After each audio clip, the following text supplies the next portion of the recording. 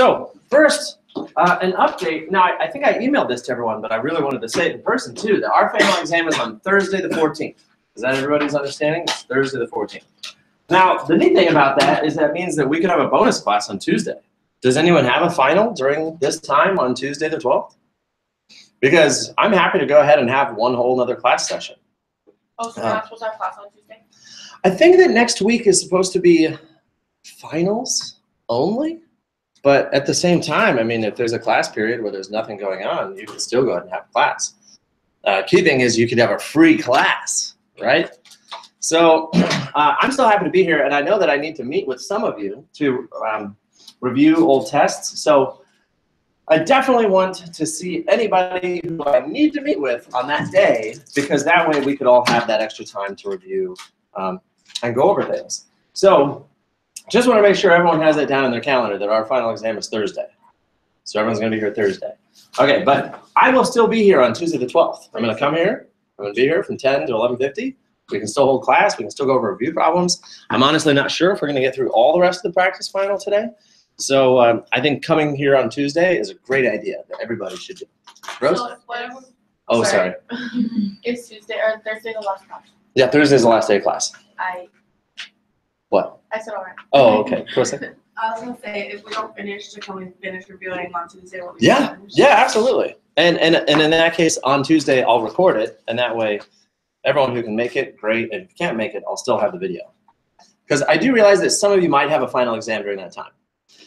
It is a possibility. So that's what's coming up. And what else? I feel like there's something else I was gonna say. Oh, course evaluations. The course evaluation is now open. You can go onto the Canvas website. It's an online quiz.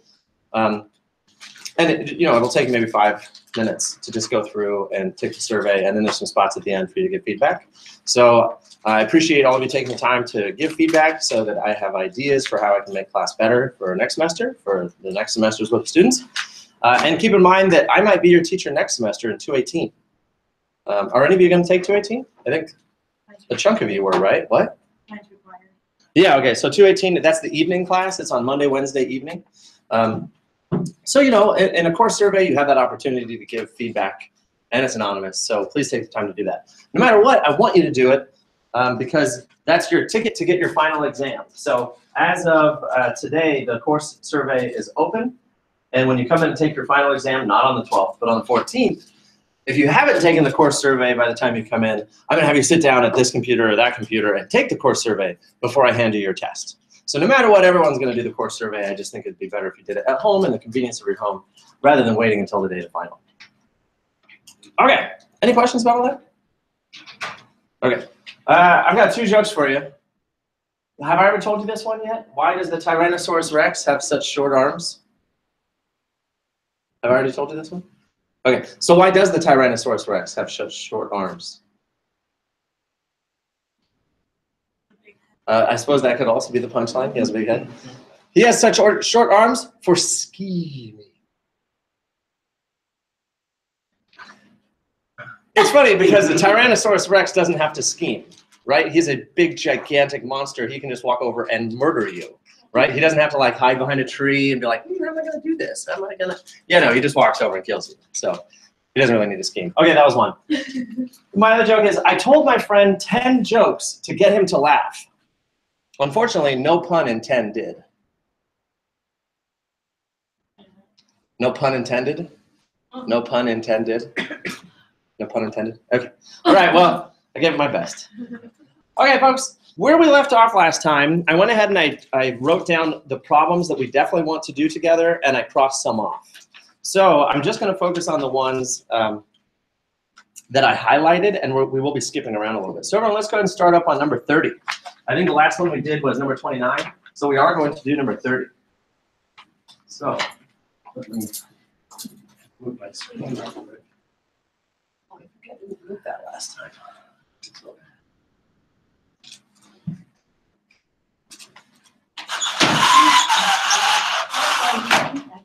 Yeah. Yeah. I have a problem. What's that? Huh?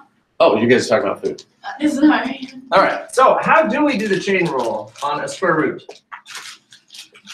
what do we have to do first to this expression? Can we do a square root? Can we take the derivative of a square root? The symbol? No. What do we have to do to it? Yeah, to the 1/2. So it's 3x squared plus 4x plus 2 to the 1/2. And then this is a chain rule. So you have an outside function and an inside function. What's the outside function?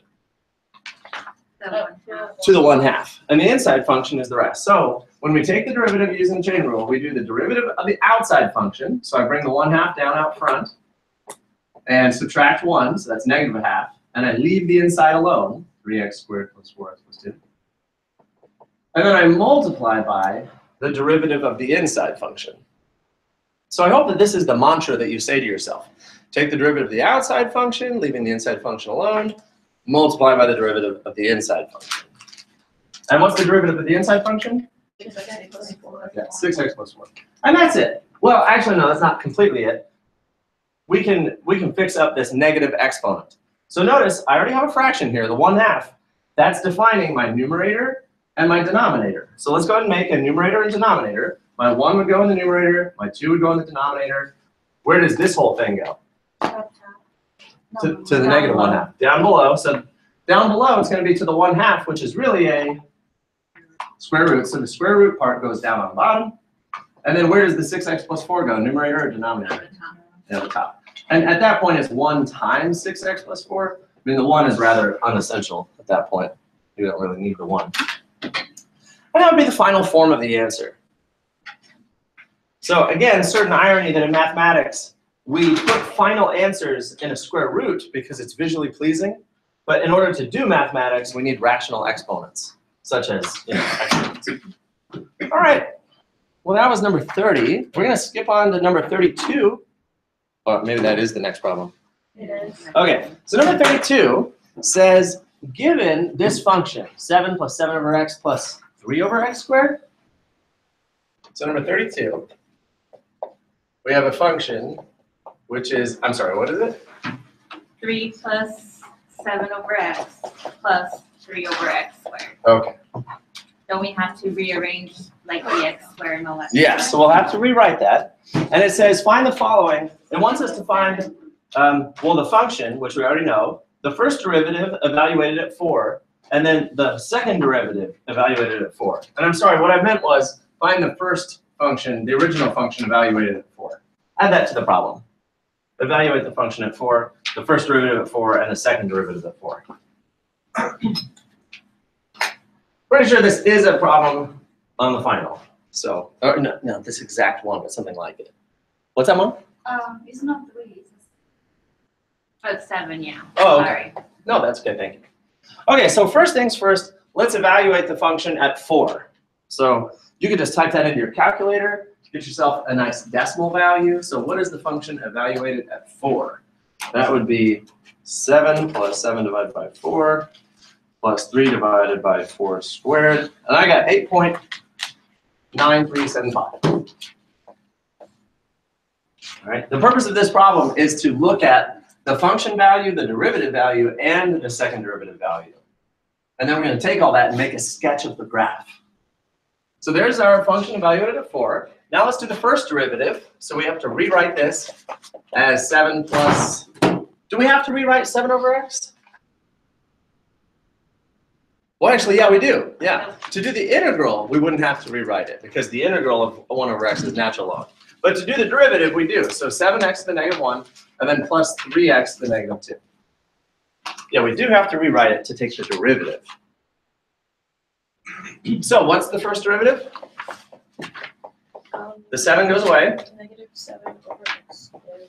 Negative 7x to the negative 2. I'm going to leave it like that for a second. And then the next derivative? Negative 6x to the negative 3.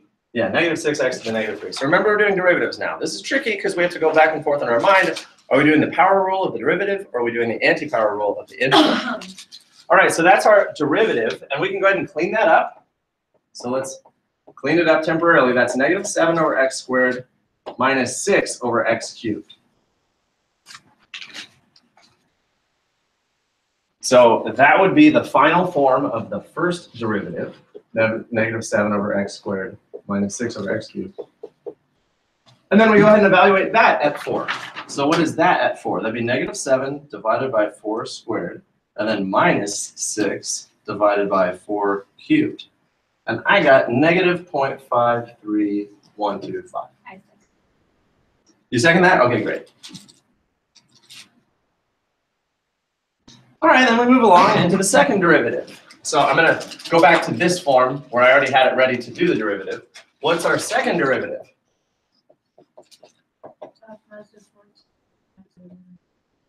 Yeah, 14, positive 14 next to the -3, because you bring the -2 down times the -7, that's positive 14, subtract 1, so then it's -3.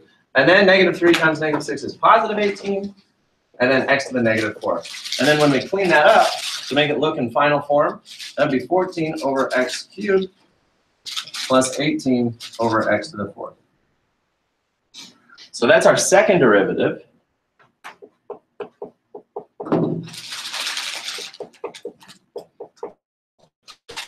And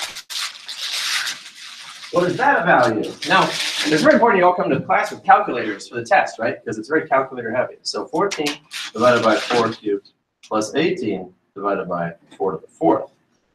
Now, no matter what this calculates out to, is it going to be positive or negative? It's going to be positive. And that's really all that matters, is the fact that this is a positive value. Because now that we have all that, the first, second, and third derivative, what we're interested in is a quick sketch of what the graph looks like at 1, 2, 3, 4. What does the graph look like in the local area of x equals 4? We now have enough information that we can make a little sketch of what's happening there. So first of all, what's the y coordinate at x equals 4? Almost 9. Yeah, almost 9. So I'm going to go up 1, 2, 3, 4, 5, 6, 7, 8, 9. So the actual point of the function is right around there. This is just a rough sketch. So the fact that it's above the x-axis is sufficient. And then what does this first derivative tell us? It's -0.5. That means, yeah, the slope is decreasing. The function is decreasing right there. So I'm going to draw myself a little quick negative sloping tangent line. And then the second derivative, what is that telling us? That it's concave up. And so I'm going to turn that negative sloping line into a nice little concave up negative sloping line. And that's it. That is it. All of that work of the first, second, oh no, the function, the first derivative, the second derivative, is just to show that right there, if I were to cover up the whole graph and I just went like that, that's what you would see in that local area. And that's it. Now make a quick sketch of what the graph looks like. And it would be helpful if you wrote decreasing and concave up on that particular problem. So I know you know what you're looking at. That's a nice problem because it really shows what calculus is there for. Calculus is there to show us these 3 potential values and to give a sketch of the graph. Questions? All right. Well then, let's see. 34. Ah, very, very similar. This is very, very similar. Now we're talking about the position of a particle, and it gives us a particular function value. In fact, I might not even do this completely with you. I might just suggest what it is. So they give us the position of the particle given by this graph. Now, first of all, what kind of graph is it? What would that graph look like? What's the first term? Yeah, it's cubic. So if we were to make a graph, we would know that it'd be some sort of graph like that, some sort of a cubic shape. So they're saying that suppose that a particle is following that particular trajectory, and now find the velocity function. Well, recall that the velocity of a particle is the first derivative of the position. Right? The first derivative tells you the slope of the function. It also tells you the velocity if that first function happens to be position, where it is. So the velocity function is simply the first derivative, and then you can find the velocity at 3 seconds. That means find the first derivative at 3 seconds. I'm going to let you finish this problem. I'm just reviewing with you the definitions of these things. Okay, and then what's the acceleration function? Yeah, the second derivative. So if you take the second derivative, that's telling you the acceleration of that particular particle. And if you want the acceleration at 3 seconds, then you're really calculating the second derivative at 3. And what did the third derivative represent? Jerk. Exactly right. So acceleration is something that you experience uniformly. Like if you're accelerating, you're just being pushed back against the seat of your car. You're accelerating and you're just being pushed back. But jerk means you're being pushed back and you feel an additional like whiplash that goes with it. So that would be, if you wanted to, you could have jerk evaluated at t, which is really the third derivative of the function. Oh, that's t? Yeah, that's t. Okay. Well, you can finish up the rest of that problem. You don't have to make a sketch there. You just have to give the results. Let's see, 34. We're going to move on to 42. That's quite a gap. So the fact that I'm skipping 33 and 38, what does that tell you? It means 33 is not going to be on the final. And it means 38 is actually a problem we already did previously. I forget what number it is, but number 38 is a perfectly valid question. You should circle it to try it on your own. But we did that in last class. If I can remember which one it was. Yeah, it's a question that I could put on the test. It's just like. No, I mean, will you put this on the final? Which one? 38. Let me just double check. Yeah, it's just like number 23. So if you want to make a note, it's just like number 23. Number 38 is just like number 23. And they're both good questions for the final. But since we did 23 the other day, we won't do 38. We can talk about it real quick. It simply says the function has a local minimum and a local maximum. Give us coordinate of each one and draw a sketch. So you can already imagine, see, this is a cubic. And so what roughly is our graph going to look like? Something like that, right? And there's going to be one local maximum and there's going to be one local minimum. But don't make an assumption that that's definitely what it looks like. It could look like this, right? Both of those are cubic functions. So either way, this function is going to have a local min, a local max. And so how do you go about finding it? How do you find those 2 points? Do what? Plug it in the graphing calculator? You could do that to check your work. Remember, you're going to set f prime of x equal to 0. By setting f prime of x equal to 0, you're finding the flat spots on top and bottom. Anytime you want to find a minimum or a maximum, you set the derivative equal to 0, you solve for x, and then that's going to tell you the x values of the max and the min. And then what do you do with those x values? You plug them back into the function in order to find the actual y coordinate of those points. You know, how high up are those points? Okay, but like I said, this problem is just like number 23. We did 23 last time, so we won't do the whole problem. Okay, number 42, the answer to life, universe, and everything. Says a piece of cardboard measuring 8 by 9 inches. So everyone, let's start drawing. We have a piece of cardboard, which is merely 8 by 9 inches, so it's just barely not square. It is formed into an open top box by cutting squares with side length x from each corner. So we're going to cut a notch from each corner. It has a width and length of x. And then you fold along the dotted lines. And you fold those edges up and you glue them and it makes a box. You guys remember this problem? Vaguely. Vaguely? It's been a while.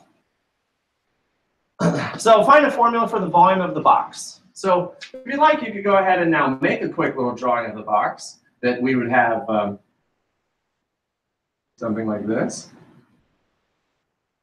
That's the vision of the box. And how tall is the box? That's the easy question. How tall is it? X. It's x units tall. Now the harder question, how wide is it and how long is it? How wide is, if the whole thing was 9, how wide is just the part that's folding up?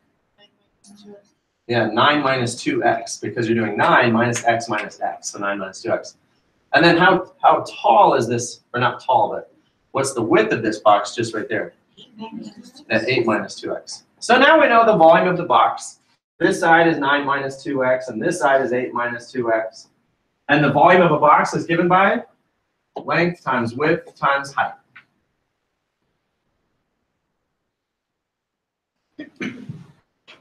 So in this particular case, our volume is x times 9 minus 2x times 8 minus 2x. Which is what? Is that a parabola or a cubic? How do you know it's a cubic? Because there's 3 terms. And when we FOIL it all out, you'll end up with an x cubed. So in fact, let's go ahead and FOIL it out, because the question now is find the value of x that will maximize the volume of the box, and what is that maximum value? In order to find the maximum value, we're going to have to take the derivative of the volume function. And right now, do we want to take the derivative of a triple product? No, that would mean we'd have to use the product rule. And if we'd have to use the product rule 3 times. That's no fun. So instead, let's FOIL it out. So I'm going to FOIL out this part first. So first, that'd be x times 72, first outer minus 18x, inner minus 16x, and last plus 4x squared. So I FOILed together the 2 binomials first. And that's giving me, if I combine like terms, x times 72 minus 34x plus 4x squared. And then I multiply that x all the way across. And that gives me that the volume is, I'm going to put the terms in order of decreasing power. So 4x cubed minus 34x squared plus 72x.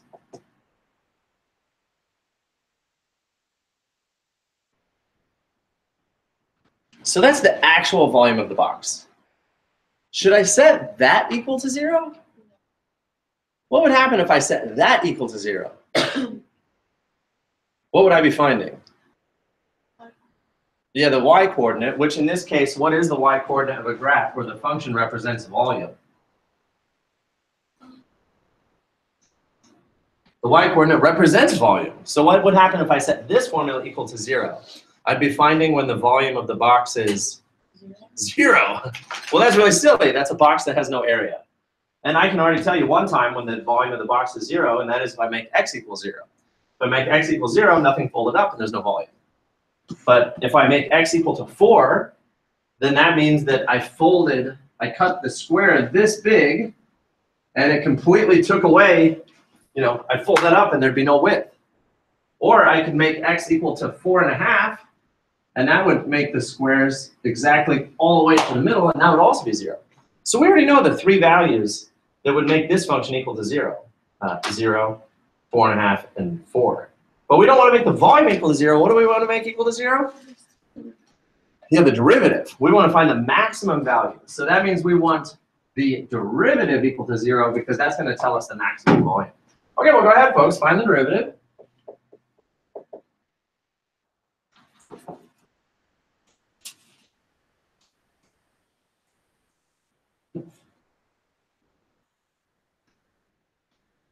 What did you get? 12x squared minus 6x plus 72. Did you say 68x? No, I said 6x. I think 68. Oh, I didn't put the 4. Oh, okay. Okay, so there's our volume, and now we have to set that equal to 0 because we're finding when is the derivative, when is the slope equal to 0. So how can we solve for this? Well, we could do the quadratic formula, A, B, and C. You're more than free to do that during the test. We could try to factor this. We should divide something out of all the terms first. What goes into 12, 68, and 72? 4. Yeah, I think it's just 4, huh? We're going to divide everything by 4. That gives us 3x squared minus 17x plus 18. I think I did that right. Okay, well, I'm still not incredibly excited about factoring that. I don't even know if it is factorable. Anybody know if it's factorable? I don't know. I'll probably just use the quadratic formula. I'm dying to know, did the program give us a problem that's factorable? 3 times 18 is 54.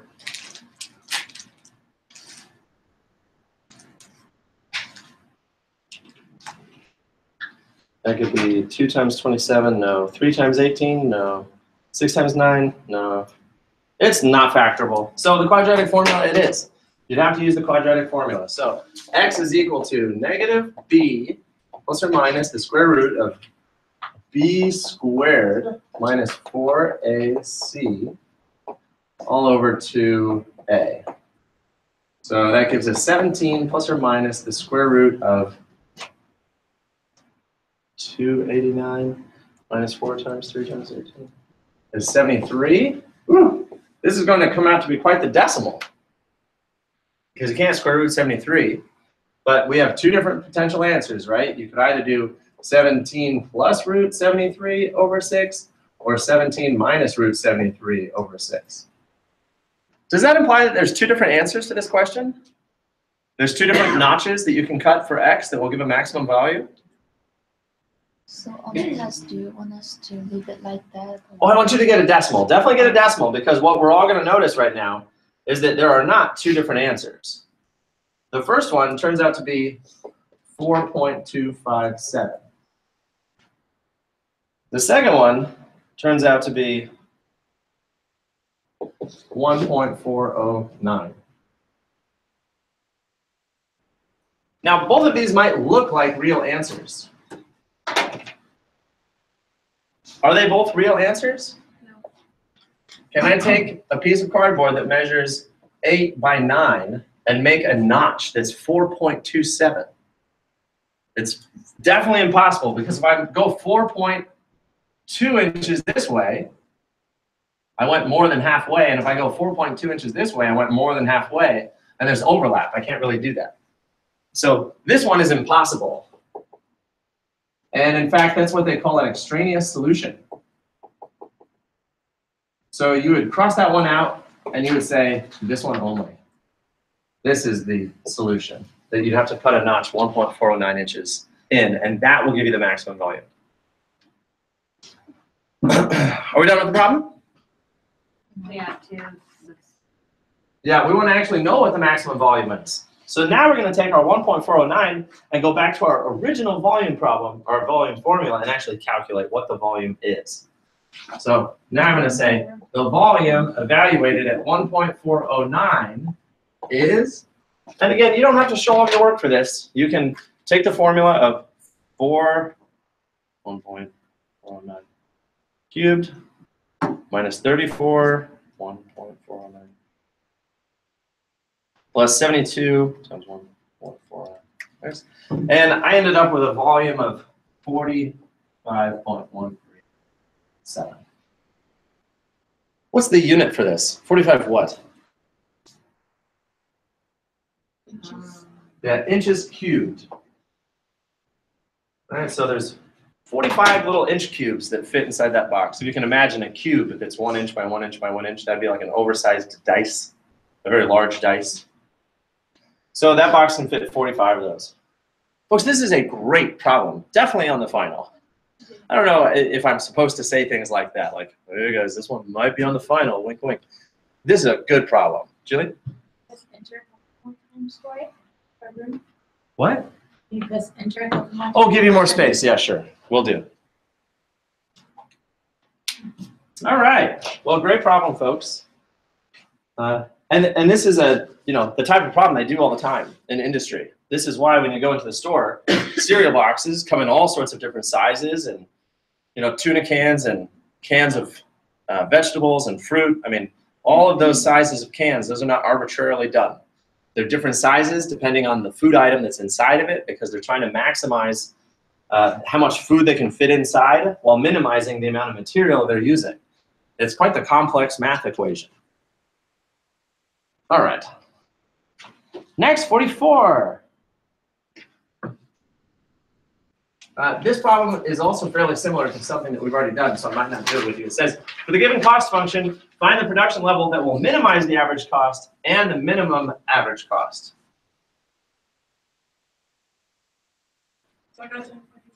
We're not doing 43. Correct.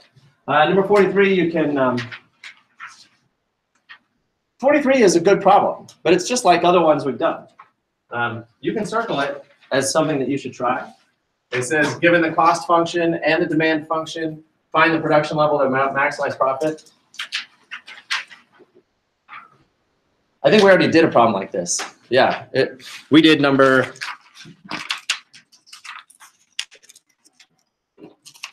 You would write it down. It's like number 16. That's like number 16, where you were finding the formula for profit. So that is a good problem. It could be on the final, but we've already done one like it. Thanks, Clarissa, for clarifying that. Carmen, what did you? Can you cross out something? Oh, I crossed off a bunch. Trust me. But your cross out is like, there is some similar, so we're not doing that. But you will on the test. Well, I have crossed out more, I promise. Okay. So that's the cost function. Find the production level that will minimize the average cost and then the actual minimum average cost. Now, average cost is different from cost. How do you find the average cost? If this is the actual cost, what's the formula? So average is a function of x. What's the average cost? You take the cost of all of your items and you divide by the number of items. Now, I like how you said 2, because oftentimes we average 2 things, right? You take 2 things, you add them together and divide by 2. Why do you divide by 2? Because it's just 2 things. But if you average 3 things together, you add all 3 together and you divide by 3. Or in this case, if you're finding the cost of 10 items, you find the cost of all 10 items and then you divide by 10. So in this case, you're going to take the cost of x items and divide by x.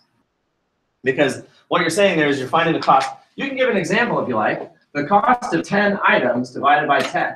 Or the cost of 20 items and then divided by 20. And the cost of 40 items and divide by 40. Now you might say,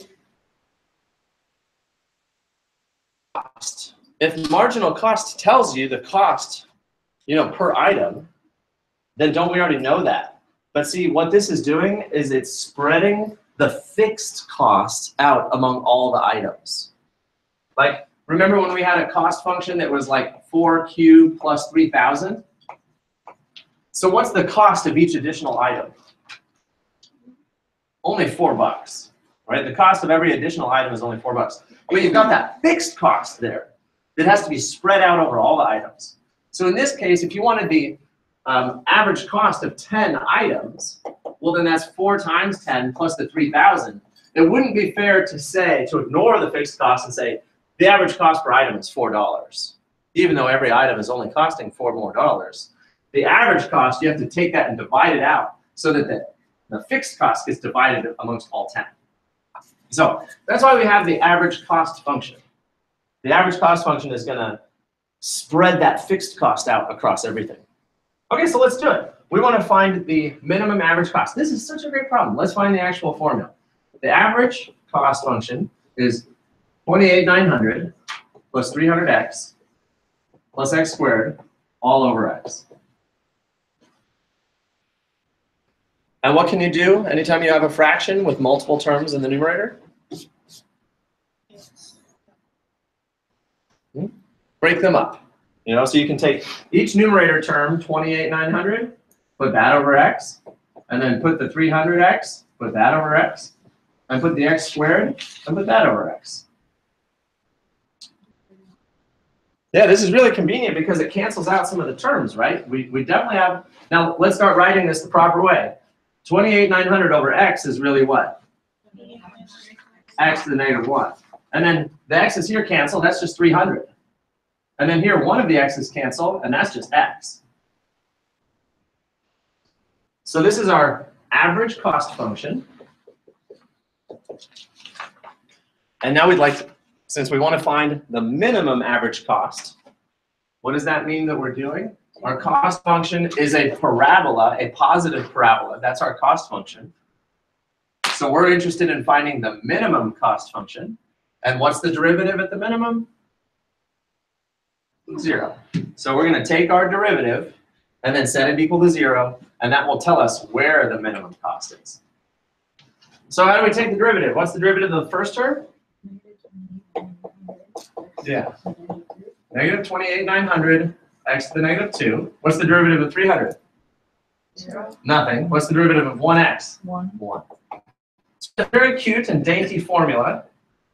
Which cost is negative 28,900 over x squared plus 1. And that's our derivative formula. It's telling us the slope of the cost curve. And we want to know where the minimum is, and that means where the derivative is 0. So how do we solve for this, setting it equal to 0? Negative 28,900 over x squared plus 1 equals 0. Sorry, I moved up here. Yeah, we're just going to solve for x in the normal way. So we're going to move the 1 over, and that gives us negative 28,900 over x squared equals negative 1. Then what do we do? Yeah, we need to get x squared out of the denominator. And the way you always get x squared out of the denominator is multiplying both sides by the denominator you wish to cancel. So I multiply both sides by x squared. That cancels it out. Now I have negative 28,900 equals negative 1x squared.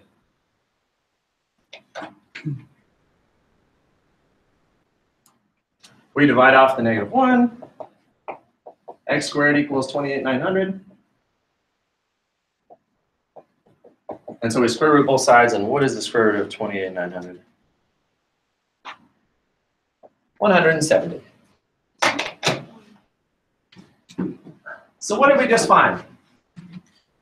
Did we just find that the average cost is $170? No. Yeah, we found the x value location of the minimum. We didn't actually find the minimum cost yet. What we found is the number of items we have to sell that will minimize the average cost. So now we actually want to find the actual average cost. So what do we plug 170 into? The derivative or the original? Original. The original. Yeah, so I plug that into the original, and I'm going to do it right here. So that would be, well, I'm not going to write it all out. Again, things like this, calculate. So you would take your 900 times 170 plus 170 squared, and then take all that and divide by 170. And I got an average cost of $640. And I'm going to put that on my graph.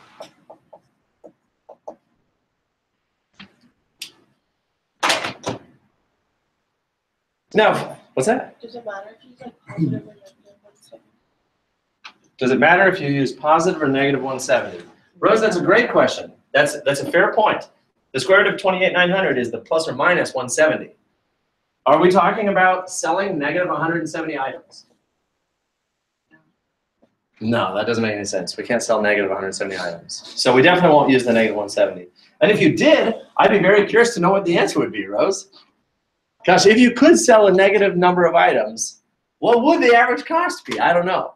But based on the parabola, you tell me. If I went way over to here, what would my average cost be? Quite a lot.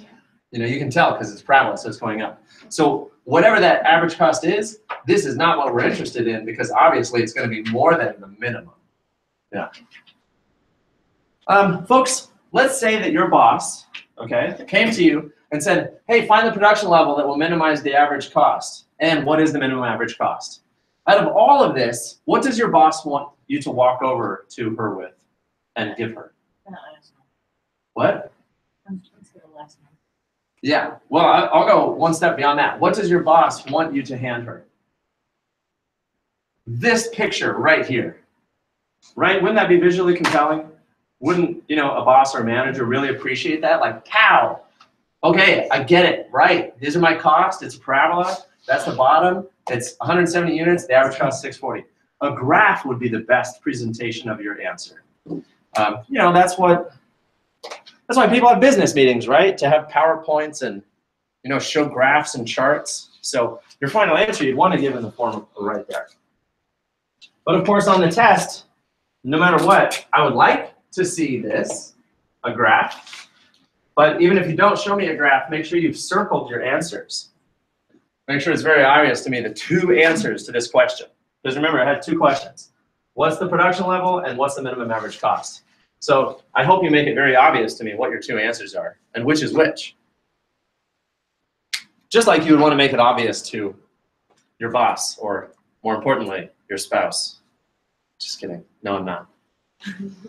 All right, 47. So, Carmen, I'm skipping 45. It's a good question. I just did it. Well, I'm glad you did. But folks, number 45 will not be on the final. There, Carmen, I did that just for you. Okay, 47.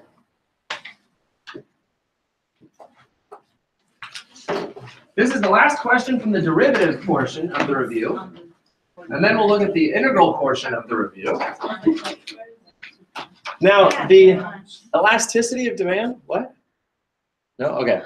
Elasticity of demand, recall there was a formula, and it was E equals the absolute value of P over derivative of P.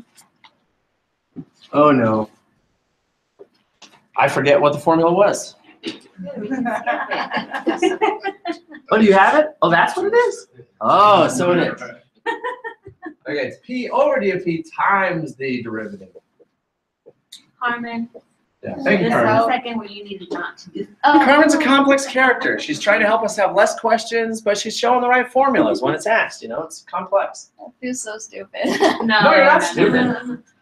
No, but folks, look, this is a very clean and cut question, and I'll even give you the formula on the day of the test, okay? Thank you. Yeah, I'm fine with giving you formula, because after all, who has the elasticity of demand memorized? I didn't. Carmen did, and that's great. No, I'm just kidding. She had it written down. Okay, so this is a good problem to do because you have to consider the input variable, the output response, and the derivative. This is a great formula. It has 3 different parts to it. So let's go ahead and, first of all, since they told us d of p, we just need to find the derivative d prime of p. What is it? Negative 4p. It is negative 4p. This is not a challenging problem to do. Maybe, you know, it fills you with anxiety because there's a formula, but I'm giving you the formula. So we've got p over 275 minus 2p squared times negative 4p.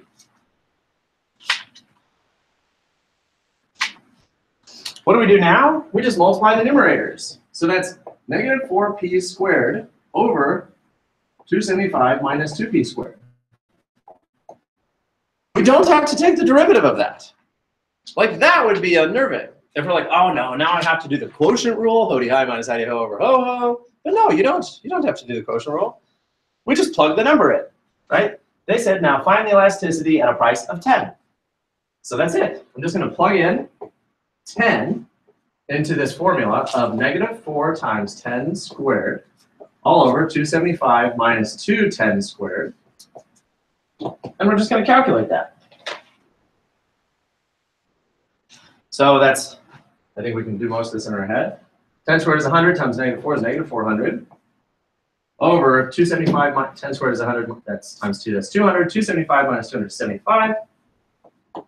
And 400 divided by 75, keeping in mind that it's in the absolute value, we end up with 5.3.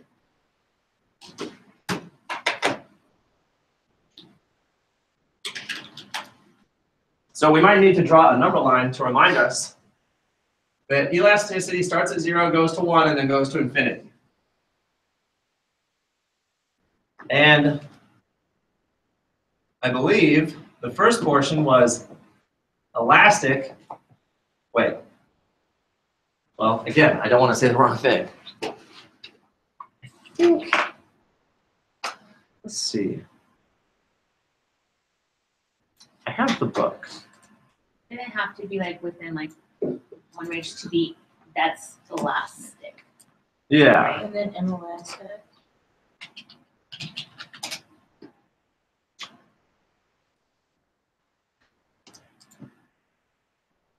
Ah, there we go. So when E is less than 1, it's inelastic, meaning you should raise prices. Elastic. Inelastic, raise prices. Now, who's inelastic? The customers.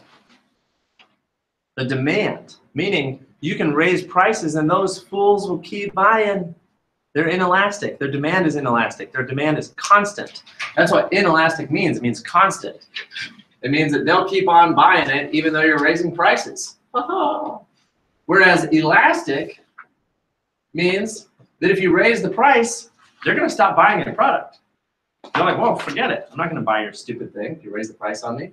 So you keep the price, or better yet, you don't raise the price.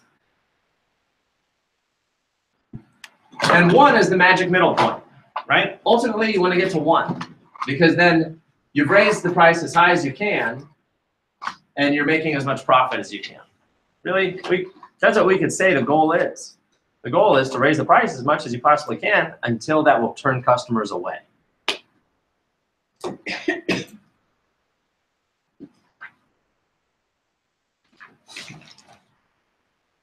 Kind of like with friends, right? You want to be as kind of greedy and selfish as you can without offending them. That was a joke. Like what? Yeah, no, that's a joke. Okay, well, folks, that's it for the derivative review. So that's kind of older material, and now here we are back with integral material. Seeing as how we just took a test on this, and we did a review recently, some of this I will do a cursory review. For instance, number 1. I don't think I'll review number 1 because I remember doing this with you in class the other day, and you just had it on your test. By the way, did I pass your test back? Yes. Yeah, I passed your test back. Okay, so number 1, I'm not going to review with you. Number 2, not going to review with you because we just did that the other day. Number 3, I just want to make a passing comment on that I probably will put a question like number 3 on the test. And what I'm asking you to do is find the actual linear equation and do the actual integral. Now, I realize that you could just count the squares, right? And that's a fine thing you can do to check your work. How many squares are there? Now, 1, 2, 3, 4. So I already know the answer is 4, and that's fine. But I do want you to actually find the formula. So you find the equation of a line, y equals mx plus b. What's the y-intercept? 4. What's the slope? -1, right? Down one, right one, down one, right one. So our formula is -1x plus 4. So we're going to do the integral from 1 to 3. The function is -1x plus 4. And so the actual integral we're going to do is the integral from 1 to 3 of -1x plus 4 dx. And what answer had you better get? 4. Because we just counted the squares. So that's kind of a nice self-check mechanism where you should get the answer that we expect. So the antiderivative. So we have to change our brains now. We're doing the antiderivative now. So that means we're going to raise the power by 1 and then divide by the resulting exponent. And then the antiderivative of 4 is, the antiderivative of 4 is 4x. And we're going to evaluate that from 1 to 3. Gosh, I feel a little nervous. I look at that and I think, oh, is that really going to turn out to be 4? Because it looks pretty messy, doesn't it? Well, let's find out. If it's -1/2 times 3 squared plus 4 times 3, which is 12, minus, what should I do right now? This is very important. I'm about to subtract. What should I do? Put everything else in parentheses, right? You need parentheses to remember to distribute the minus sign. So now that's -1/2 times 1 squared plus 4 times 1. So we have to remember to distribute. So let's see. 3 squared is 9. Divided by 2, that's -4.5. Plus 4 times 3 is 12. Minus 1/2. No, minus a -1/2. So that's really a double negative. So that's plus 1/2. Minus 4. And then, yeah, minus 4. So let's see here. Minus 4.5 plus 1/2, that's -4. That's another, and then plus 12, and then minus 4. -4 and -4 is -8, and -8 plus 12 is 4. Oh my gosh, so it really did work out to be 4. Okay, well, all that said is that if you see a problem like that on the final, you can count squares if you want to, but you need to do the actual integral. That's what I'm looking for to give you full credit. All right, so that's number 3. I'm going to skip number 4, not because it's not a good problem, but I think we've already talked about it recently. I'm skipping number 5 right now. That's counting boxes. Skipping number 8. Oh, no, number 8 I want to do with you. Number 8 was on the test. And I saw you folks use a wide variety of different methods. And I know that we talked about different methods in class.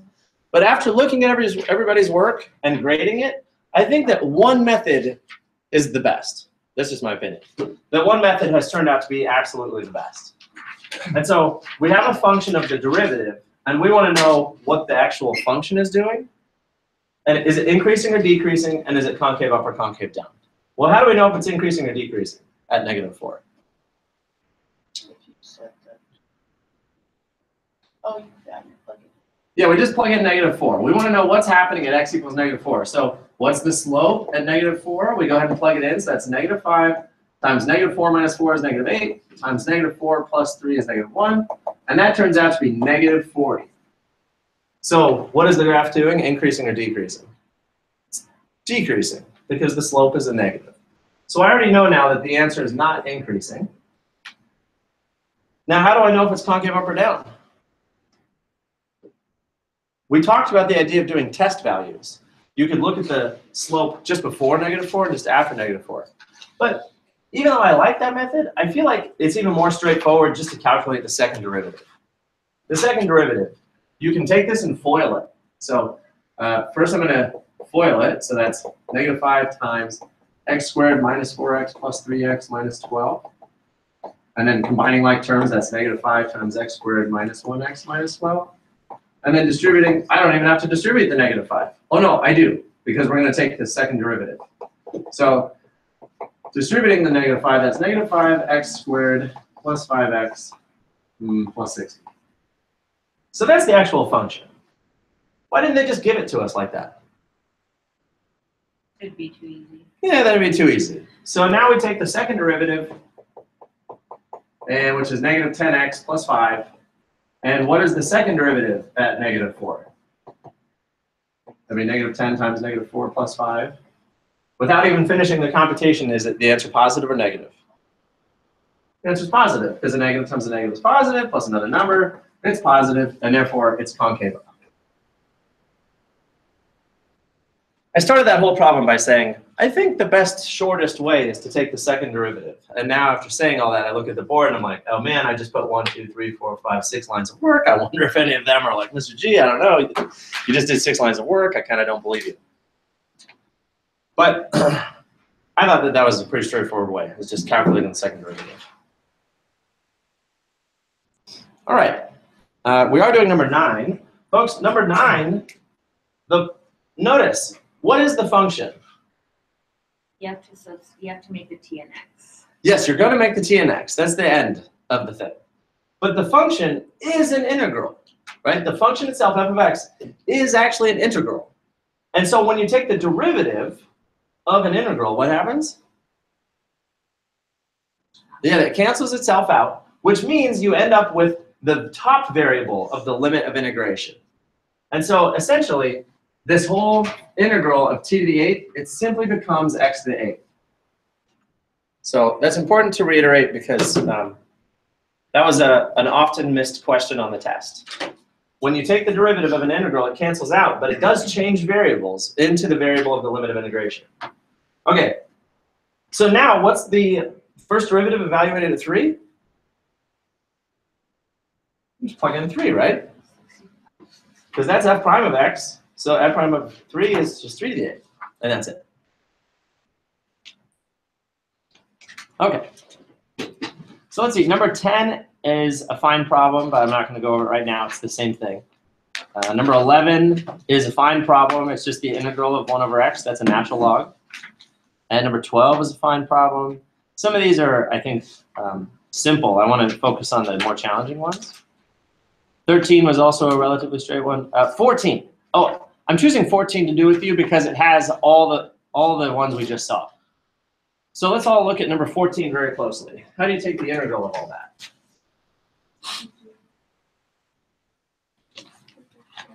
We do the ln for the 4 over x. Mm-hmm.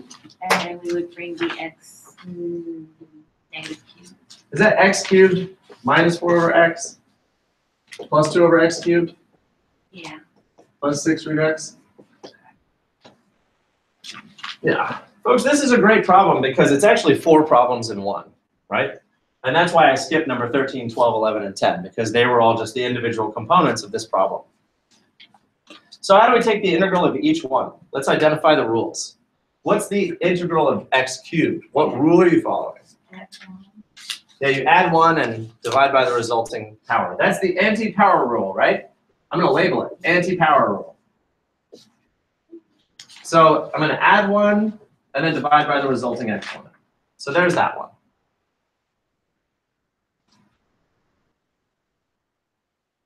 What's the next one? 4 over x. 4 and 1 x. Mm-hmm. Yeah. 1 over x, the integral of 1 over x is just the natural log of x. Thank you. Bless you, Clarissa. And then the 4 is just a coefficient coming along for the ride. So this one, I'm going to point at it and label it that the integral of 1 over x is the natural log of x. That's a good thing to have memorized. And so that one is just 4 natural log of x.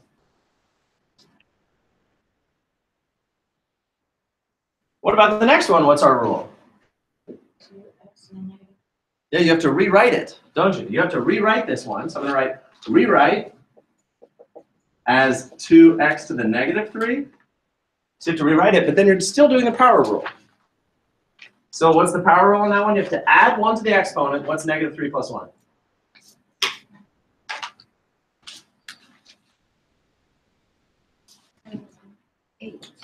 Negative 2. Negative 3 plus 1 is negative 2, and then divide by the resulting exponent, so that's 2 over negative 2. Remember that 2 right there comes along for the ride, and so you added 1 and then divide by the resulting. And then what about this last one? How do we do the integral? 6x to the 1. Yeah, you also have to rewrite that one. Rewrite it as 6x to the 1/2. And then again, you can do the anti-power rule. So my anti-power rule, you're going to add 1 to the exponent. So what's 1/2 plus 1? Actually, the 3/2. And then divide by the resulting exponent. That means 6 divided by 3/2. This is what I would recommend as your first line of work. Your first line of work is just doing the anti-power rule. And then you have to go back and clean everything up, right? So this would be 1/4 x to the 4th minus 4 natural log of x. And then what is this? That's just negative 1. So that's minus 1 over x squared. Is that correct? Because the x to the negative 2 becomes a denominator, and the 2 over 2 is just 1. And then what's 6 divided by 3/2? 4. Oh, is it really? Yeah, it is 4. Yeah, and I hope you all just type that into your calculator. If you do type it into your calculator, what do you have to do? Parentheses. You always put fractions in parentheses, right, folks? So it'd be 6 divided by parenthesis 3/2, and that's 4. So then we have plus 4 to the 3/2. Oops, 4x to the 3/2. Super. That's a really good problem. I hope writing all that down up at the top was helpful to you. And honestly, you know, if you did that on the test, that would help me help you get partial credit. Like if you get it right, great. But if you don't get it right, then I can see what you did and give you feedback. All right, that was number 14. 15. I'll leave that up there in case you're still looking at it and come over here. Oh, actually, you know what? What should we do? Take a break. My phone went off a second ago. It's 11:03. Let's come back at 11:13. Oh, okay. I know none of you want to take a break. You're like, no, Mr. G, let's just keep going. I don't want to get up and take a break. You've been feeling this way all semester, and you've been keeping it to yourself. Mr. G, I'm tired of these breaks. Let's just work all the way through until 12:30. Yeah, I got it. So, Rose, how was that burrito you didn't share with anybody? It was alright. I'm actually gonna call someone and see if they want the rest. Most like any of you guys want the rest. Oh, all right. Thanks. Very kind of you.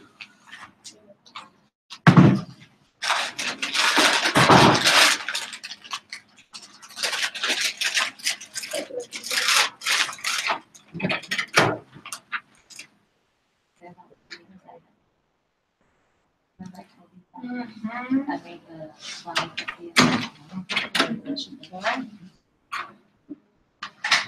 Because I can't believe you can hold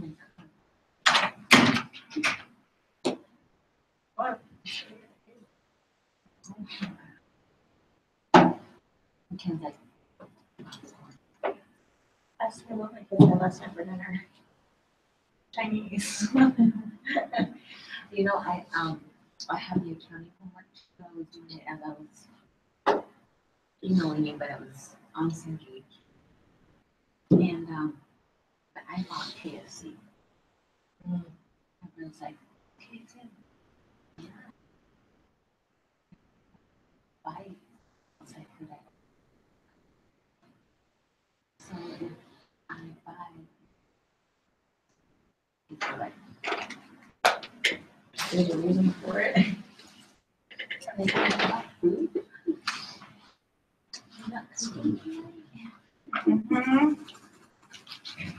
I don't know, I just, No, he could. It's just we haven't had.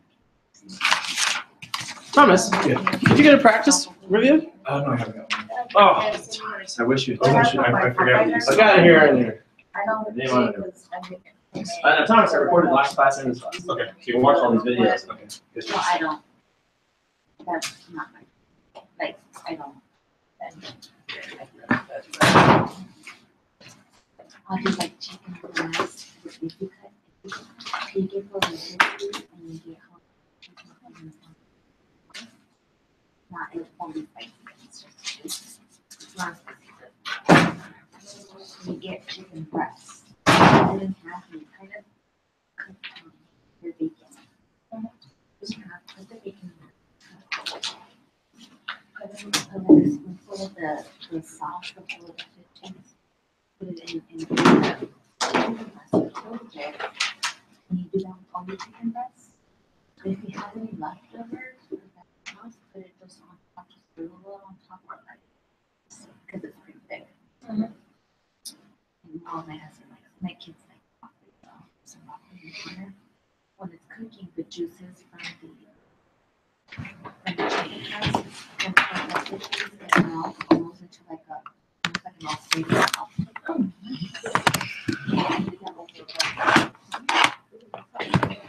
it's like it's spicy enough. Even right for and they like the broccoli and they really like it. Because those are really soft on top of the rice. Yeah. That's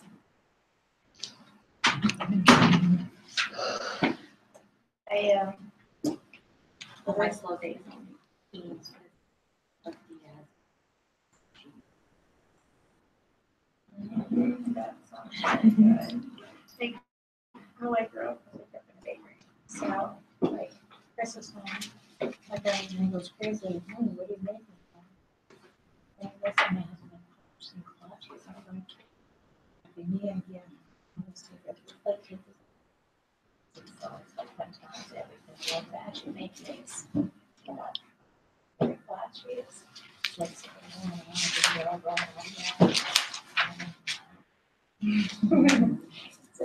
I felt like a meeting in here and someone that worked in a bakery and started baking and they go, yeah, you feel strong, you can do it. Can you tell me like which one grew not on the test? So like they sure do. Can you tell me like which one grew not on the test? Which ones are not on the test? Yeah, in chocolate. Well, you can write down these numbers. Those are all the numbers that I chose. We just did those, but these are the ones I want to review with you for the rest of the class. Why, are you going somewhere? No, because I just wanted to post out some. Gotcha. I can skip them. Because she's like, there's a lot of people ask like money. And I'm like, that's a, how much I think that's why you get cooking so yeah. Like over here and you just kind of knew when to stop. well, you know, it's funny because the lady that I think I don't know.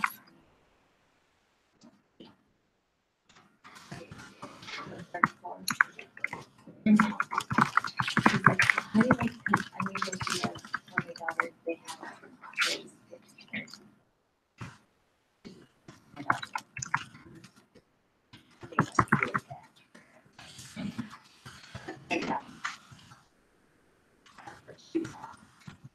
You're cooking, right? She's like, I'm gonna make the beer. I'm like, I don't know, I get this much flour and you get this much. You're welcome. Carmen, do you wonder if those are actually the numbers? Or if I just gave you a fake list? No, I trust you. Ah. That's why I was like, did you ever? No. Could be better. She was flavored. Potatoes on my I eat them on this one. But like everyone else is she like she knows it. That's why I grew up like doing the chicken anything that you can like there's no one grandma who make a turkey with it. The switch they always season the much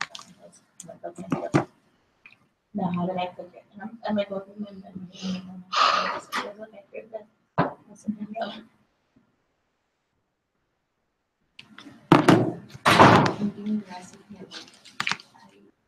I hate that. Sorry, but I can tell you what goes in it. Well, actually, the flour recipe, because I had to teach making and then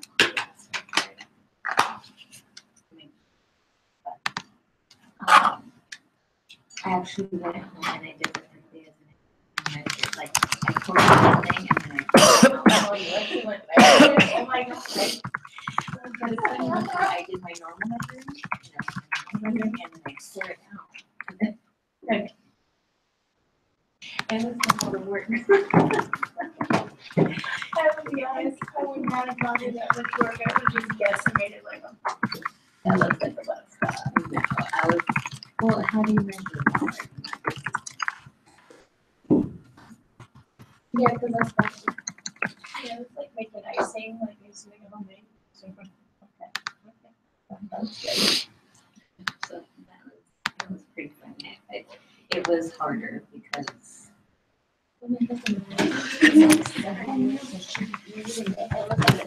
It's gibberish. Just add the water, add this. No. That's cute.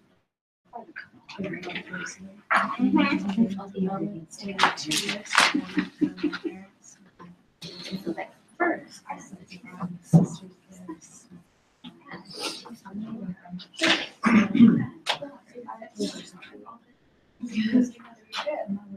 That works for a lot of the like the shit now. There's only two recipes I have and it doesn't work for. No worries, I know it's because my grandma but it wasn't complicated. You put the white ingredients in one bowl and put the dry ingredients in the other and you mix the dry and the other.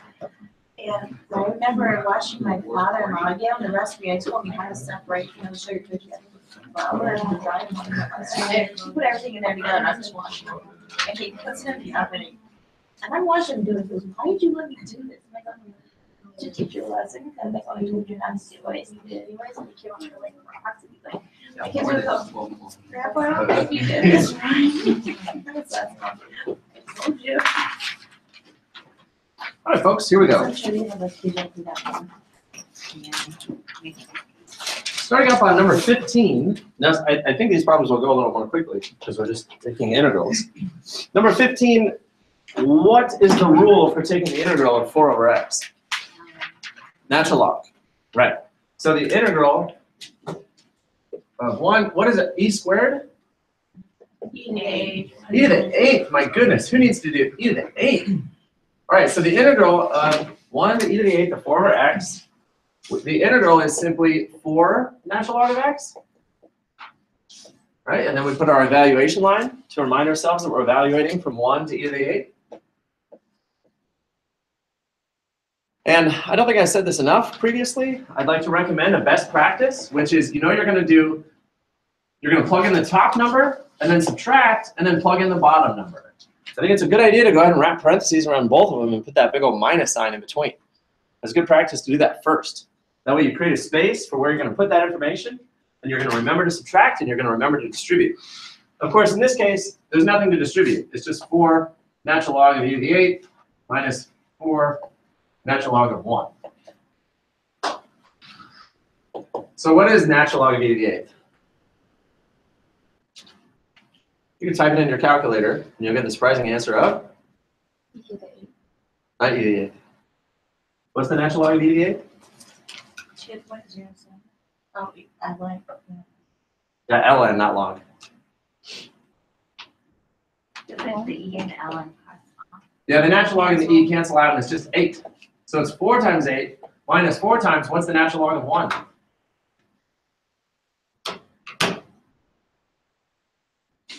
So you'll have to use your calculators for this. You just type them in. Natural log of 1 is 0. So we have 32 minus 0, which is 32. Okay, so that's a definite integral where we actually calculated an area that's square units. Where's Rose? She's stuck outside. Rose! Rose! Rose! All right, next one. I don't think we really need to do this one, It's an integral. We're going to do the anti-power rule, and then again, plug in 1 and -4. But this would be a good demonstration of the best practice idea. So what's the anti-power rule for 3x to the 4th? Notice I always start with x. It's x to the 4th. You're going to add 1, so that becomes x to the 5th. And then I immediately take my 5 and bring it down into the denominator. So that's 3/5 x to the 5th. Plus, again, I start with x to the 6th because I add 1. Then immediately bring that 6 down into the denominator. And I put it under my original coefficient, 2. And I'm evaluating all this from -4 to 1. Is this where we reduced the 2/6 before we saw that? Yeah, absolutely. So what we really have here is 3/5 x to the 5th plus 1/3 x to the 6th. And we're going to evaluate that from -4 to 1. So now, definitely parenthesis minus parenthesis. That's a really good practice that's going to help you to get the exact correct final answer. Now, folks, let's say that you did the integral, you've got a nice clean form, and then you give me the final answer, and it's wrong. How much am I going to take off? Not a lot, because that means that you just goofed the computation at the end, which you probably plugged into your calculator. But the important thing is that I see that you're doing your integral rules correctly. But still, we want to try to do it as correctly as possible. So I mentioned it before. I would type all this into my calculator and just get a decimal and write it down. And I'm asking you that you should do the same thing. That way I can see exactly if you made a mistake where it showed up. So let's plug in 1 into this first part. Well, that's actually pretty easy, right? We can plug 1 into this. What is this going to be? 1 to the 5th is 1, and 1 to the 6th is 1, so it's 3/5 plus 1/3. So I'll go ahead and compute 3/5 plus 1/3. That's 0.933333 repeating. But then I have to plug in -4. So I'm going to type the whole thing into my calculator. So 3 divided by 5, parenthesis, -4 to the 5th, and plus 1 divided by 3, parenthesis, -4 to the 6th. That gave me, oh my goodness, 750.93 repeating. Man, that seems really large, doesn't it? It seems inordinately large, but why would it be so big? It's to the 6th power. I mean, what's 4 to the 6th? It's 4,000. So, well, this worked out great. What does it end up being? 0.93 minus 750.93? So -750. What does that tell you about the graph of 3x to the 4th plus 2x to the 5th between the region of 1 and -4? What does that tell you about the graph? The fact that the area is -750. What does it tell you about the graph? The graph is mostly below the x-axis, right? There's more negative area than positive area. That doesn't mean that there's not positive area. There could be some positive area. But it means that in order to counteract that positive area, you'd have to have a whole bunch of negative area so that overall what you have is negative area rather than a small amount of positive area. So that tells you that the majority of this function is underneath the x-axis between -4 and 1 because the area is negative. All right. 17, I'm not going to put that on the final. Although you all know how to do it now because you'd split the numerator, each part of the numerator over the denominator. So let's move on to number 18. Oh, good. Number 18 is a good problem. It's a business application. It says a company's marginal cost function is C prime of x equals 6 over root x, where x is the number of units sold. Find the total cost of the first 100 units.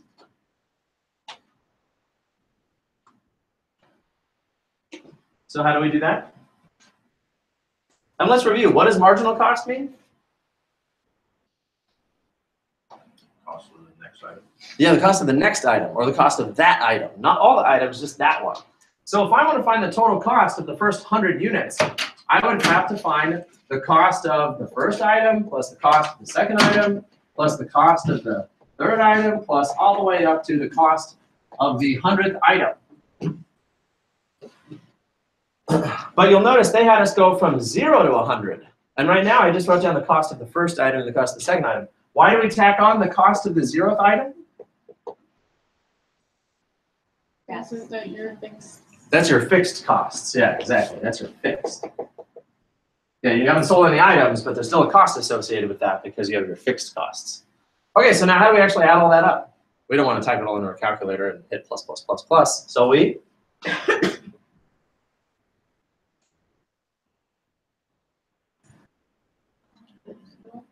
yeah, you do an integral. We're doing an integral. So we're going to do the integral of c prime of x from 0 to 100.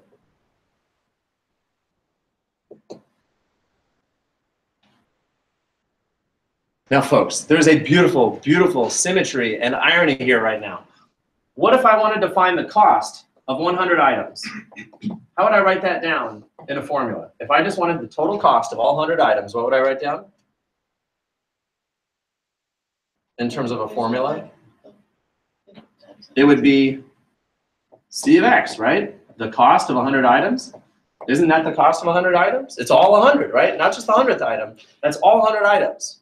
So that's how I find the cost of all 100 items. That's what they're asking us to do, right? Find the total cost of the first 100 units. Why wouldn't we just use this? Because they didn't tell us that. They only told us the first derivative, right? Well, if they tell us the first derivative, how do we get back to this formula? You do what? You do the antiderivative, meaning the integral. What happens when you take the integral of a derivative?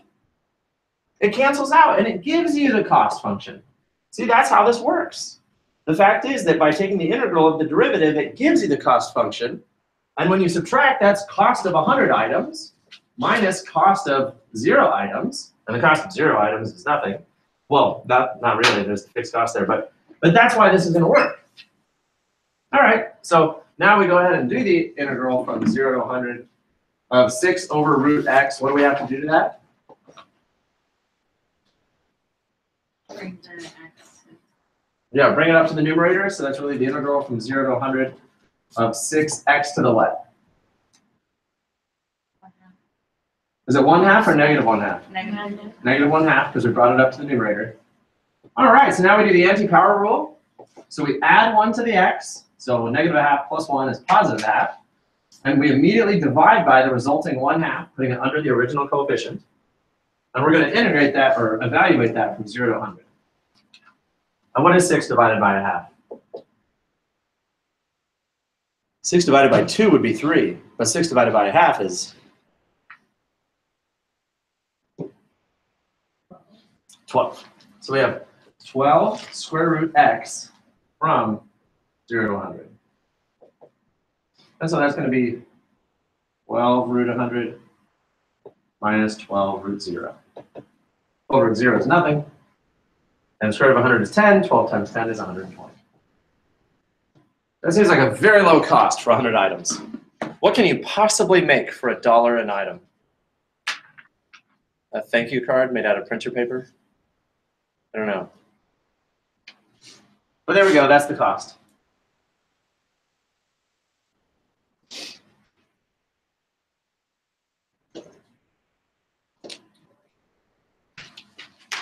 All right, well, let's keep going. That was number 18. We are going to do number 19. Ah, yes. Let's definitely review a U substitution and an integration by parts.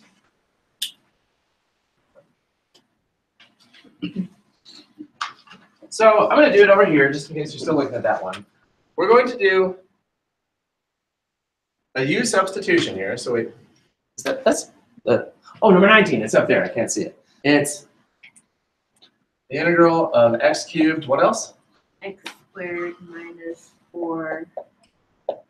Or sorry, x squared minus 6. X to the 4th minus 6. I was already at the 48. Okay. All right. And did they tell us what U substitution to make? Yeah. X to the 4. Yeah.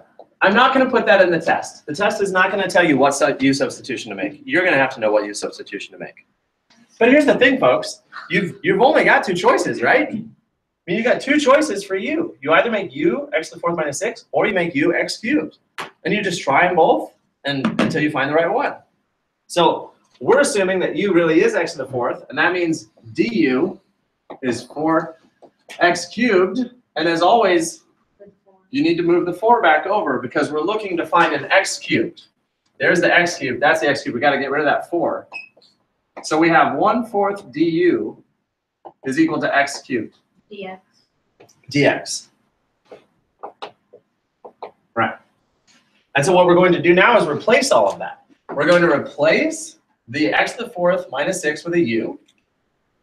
And we're going to replace the x cubed dx with 1/4 du.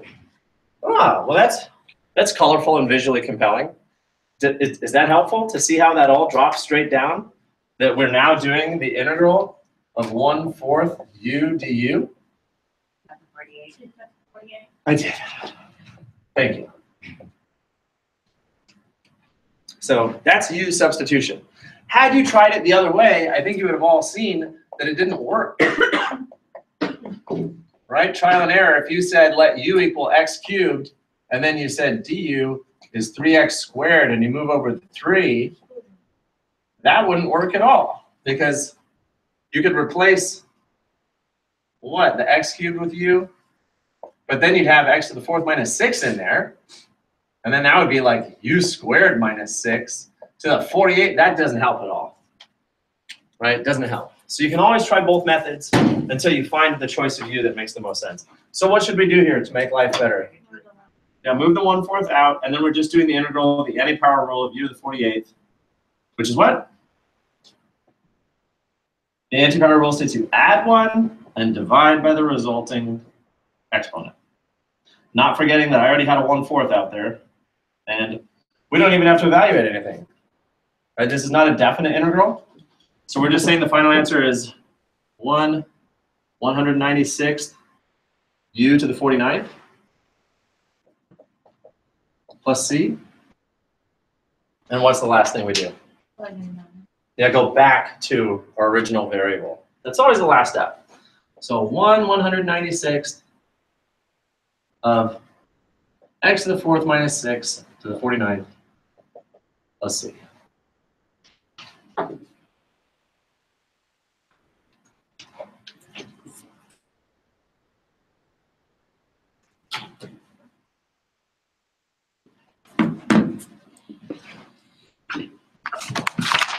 So the next one is also a u substitution. I can't do all of those. Let's see here. Oh, I skipped 20. Everyone skipped 20. You can cross it out. Herman, you can cross it out. Number 20. You can cross it out. Okay, so 21. I'll just set up number 21 with you. What would be the appropriate choice of u? 12 plus 6. Yeah. Yeah, 12 plus x to the fifth. Because that is the inside function. And the derivative of u is 5x to the fourth. And if you move the 5 over, you indeed have x to the fourth, which is sitting out in front of the integral. So that's how you know you made a right choice. You've accounted for everything on the inside, and you've accounted for the x to the fourth on the outside. So once you do your change out of variables, what integral are you actually doing? And maybe I'll show this again. The x to the fourth and the dx is going to be replaced by 1/5 du. And the square root of 12 to the x to the fifth is going to be replaced by u. So is it the integral of 1/5 square root u du? Exactly. The integral of 1/5 root u du. And what do you do with the 1/5? What's that, Mom? X to the fourth. The x to the fourth, sorry, that's a dx. So the x to the fourth and the dx, the x to the fourth and the dx got replaced by 1/5 and du. Oh. Yeah. So now we have the 1/5 root u du. So what two things do we do? We bring the 1/5 out, and then turn u into the power of 1/2. And now that's just an anti-power rule.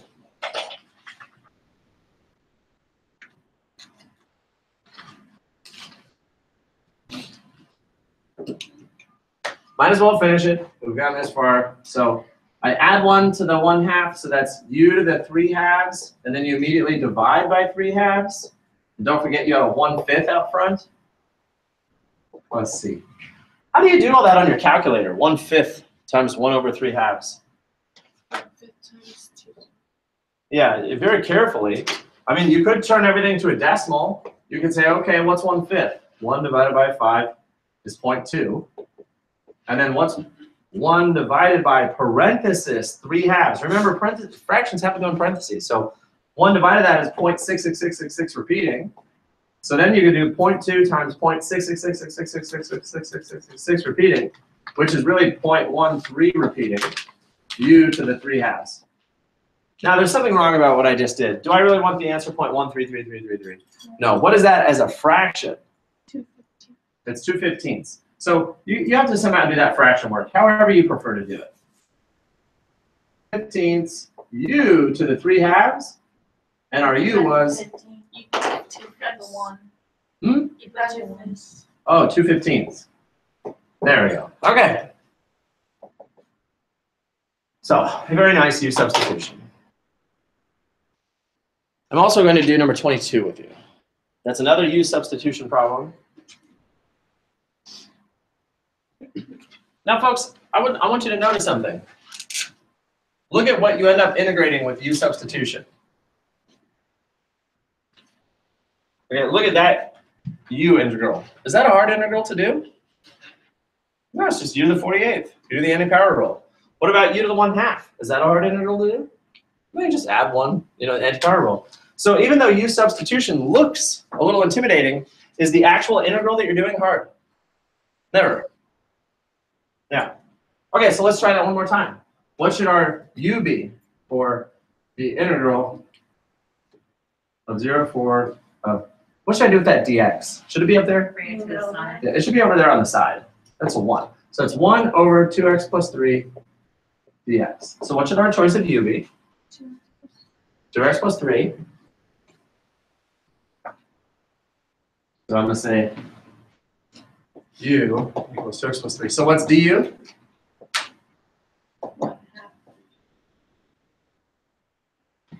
Is it just 2 dx? Yeah, and then you move the 1/2 or the 2 over, so that's 1/2 du equals dx.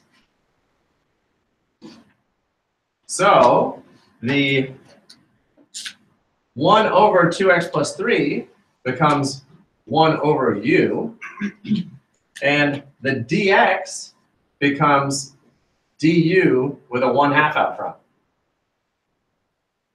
Right? So the actual integral that we're doing is you bring the 1/2 out front, and you have the integral of 1 over u du. Now again, is that a difficult integral? What's the integral of 1 over u? This is the special formula one. ln. Yeah. So now we have 1/2 natural log of u plus c. And at that point, you plug back in. So it's 1/2 natural log of 2x plus 3 plus c. I have a hope for all of you. And my hope for all of you is that even though parts of this semester might have been challenging, like difficult new concepts and a whole new ideas, I hope that by the end of it, you look back on it, you're like, yeah, calculus really isn't that hard. Like, it's a few more rules, there's a lot of algebra, but I don't know what all the hype is about, because it's not that much harder than all the other math I've learned in the rest of my life. Would you say that's fair to say? Maybe? All right, let's keep going. Okay. Well, the rest of what we're reviewing is just a variety of different types of integral situations. This next one is not a u substitution, it's just a basic integral. But it's a good formula that you should have memorized. How do you take the integral of e to the? You just divide the coefficient by the... Yeah, if it's e to the nx, if you want to write it down as a formula, the integral of e to the nx is 1 over n e to the nx. You're simply dividing by that power. That's confusing a little bit because the integral of x to the n is x to the n plus 1, 1 over n plus 1. So that's probably a good thing to study that. Write it down on a reference sheet of paper, look at it a whole bunch of times, and remember the difference about which rule is which. When you're taking the integral of e to the nx, you simply divide by the power that's on e. So what's the integral of 290 e to the 0.07x? Yeah, I don't know what I just heard, but it sounded like 290 over 0.07. Yep, that's it. And in fact, that's the whole answer. Of course, we should go ahead and use our calculator and actually divide that, provided it's not a terrible decimal. Yeah, well, it was a terrible decimal, but it's 4,142.857 e to the 0.07x. I don't know, folks. Which answer is better, the fraction or the decimal? Probably the fraction is superior because it's exact, and the decimal I just approximated, so I lost information. All right. Everybody feel refreshed? That was a nice and easy one. Now let's do integration by parts.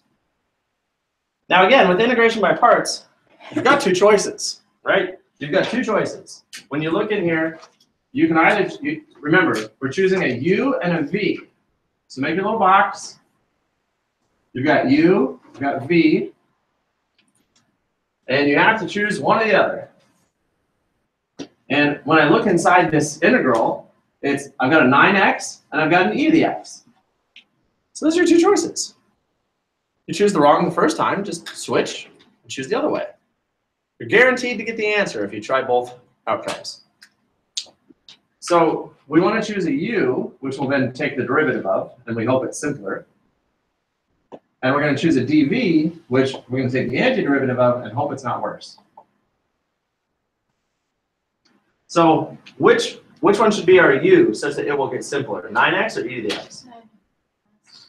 9x is a superior choice because the derivative of 9x is simply 9. And 9 is easier than 9x. Had you chosen e to the x, that would have seemed like a good choice at first because the derivative of e to the x is e to the x, which is certainly not worse. But it's not better. It's not simpler. So e to the x was not the best choice because it didn't actually get simpler. It needs to get simpler. All right, so then therefore, what's our dv going to be?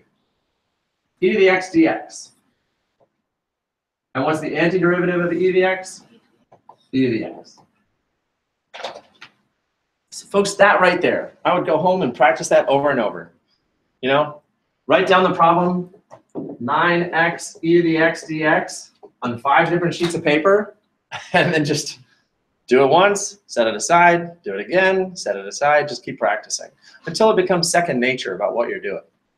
Julie, were you asking a question? Rose, were you asking a question? I was asking if the 9 can go at 7. Well, I don't know. Let's just see what happens. I don't think so. I don't know. And not in this case. That's a great question. In all the u substitution, we always move the 9 over. We don't do it here because now, folks, remember, what's the formula? It's u dv equals what? uv uv minus the integral of dvu. v vdu, sorry. Yeah. Yeah. Now, it occurred to me last time that when we took this test, I gave you various formulas. I didn't give you that formula. And afterwards, I thought, oh, gee, maybe I should have given that formula because... It's easy because cu comes before v. Yeah, That's uv, how I did. uv, Just, and then dv. yeah, uv. So that's your formula. And Julie, to answer your question, this is why you don't move the 9 over. Because if you move the 9 over, the formula asks for du alone. It wants du by itself. Julie, does that make sense? Yeah. Okay. All right, folks, well, let's plug it all in. The original integral, does it check? That's 9x e to the x dx. Yes, that was the original integral. The uv we just write down, so that's 9x e to the x.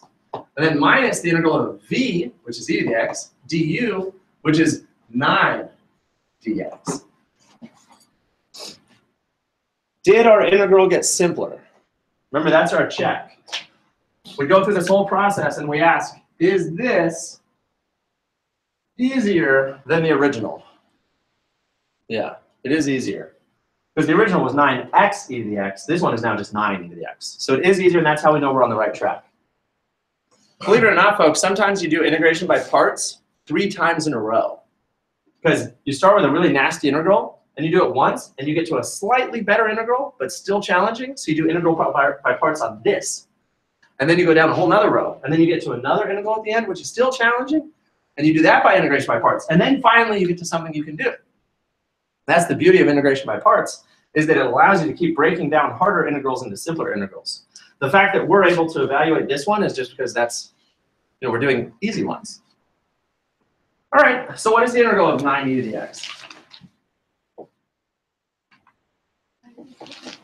Yeah, just 9 e to the x, right? The 9 comes along for the ride, and the integral of e to the x is e to the x plus c.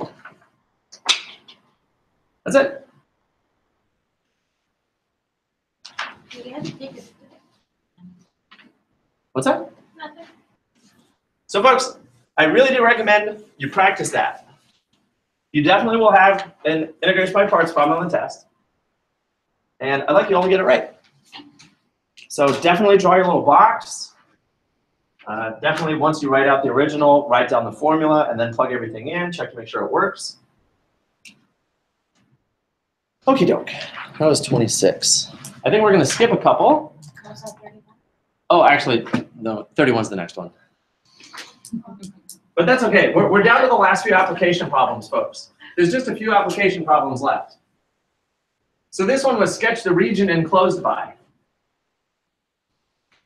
So folks, take a look at these functions, 7x and 7x squared. What's that shape, 7x? It's a line. What's this shape? A parabola. So we can go ahead and just take a guess that we're looking between 7x and 7x squared. And so this is the area that we want to calculate. And we're looking at the region between a line and a parabola. So it's that little wedge-shaped area. And we know that they intersect at 0. And where else do they intersect? Well, let's calculate that. How do we calculate the point of intersection? Yeah, we say when are they equal to each other? You bring the 7x over, and then you factor, and then you solve both of them. So either 7x equals 0 or x minus 1 equals 0. That means either x is 0 or x equals 1. So we're integrating from 0 to 1. So we'll integrate from 0 to 1. And what are we integrating? Yeah, the top minus the bottom. That'd be a good formula to write down somewhere to review. It's top minus bottom. And so the top is the line, so 7x minus the bottom, which is 7x squared.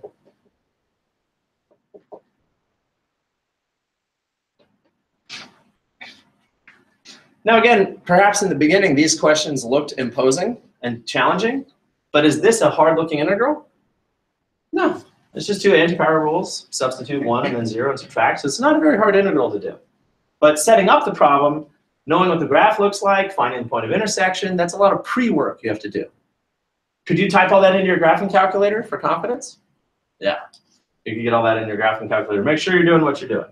All right, so then the anti-power rule. What's the anti-power rule of 7x? 7. Yeah, x to the 2, and then immediately divide by the 2, so that's 7 halves x squared. Minus 7. Yeah, and then x to the 3, and then immediately divide by the 3. So we have 7 half x squared minus 7/3 x cubed. And we're evaluating that from 0 to 1. Everybody's favorite lower limit of integration? Can you? Yeah, 0. Can you hear yourself saying that like on a first date? You're like, hey, so what's your favorite lower limit of integration? Mine's 0.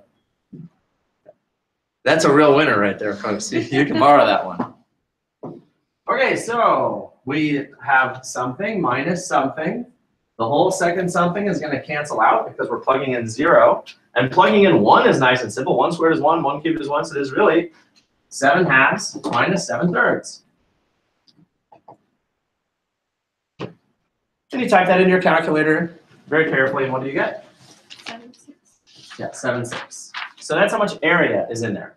You'll notice that 7/6 is 1.1666, I think. So that's how many squares are in there. 1 square. All right, that was 31. On to number 32. And I have down here 32, 33, 35, and 36.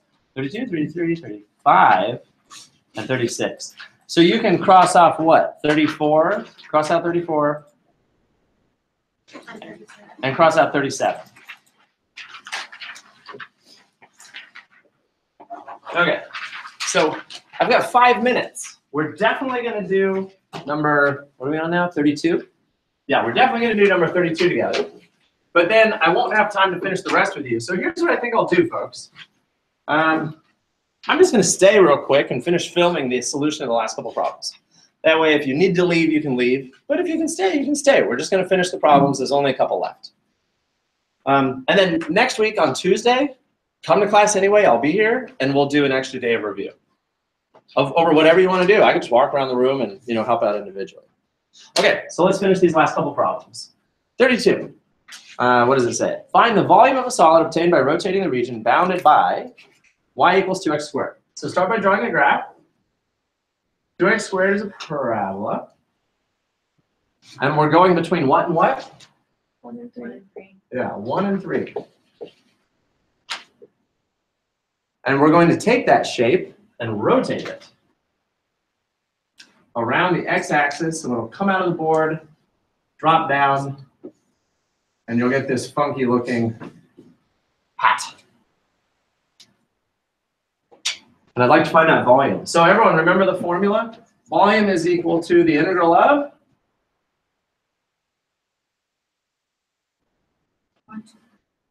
That's definitely, we're going to go from 1 to 3.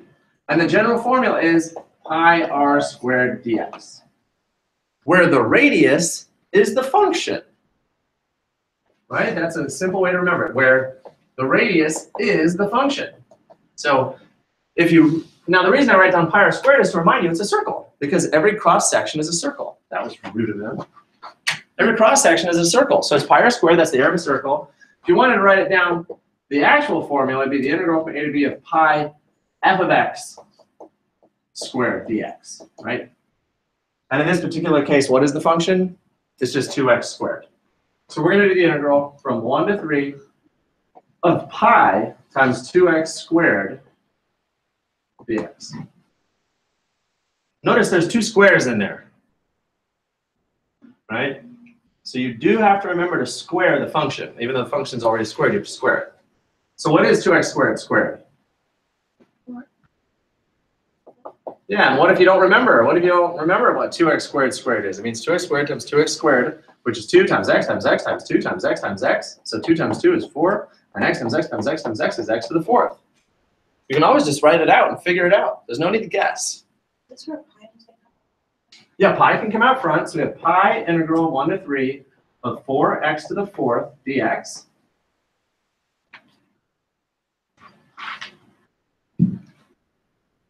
So now we do the anti-power rule. Add 1 and divide by the result. So pi, that's x to the 5th, divide by 5, integrate from 1 to 3.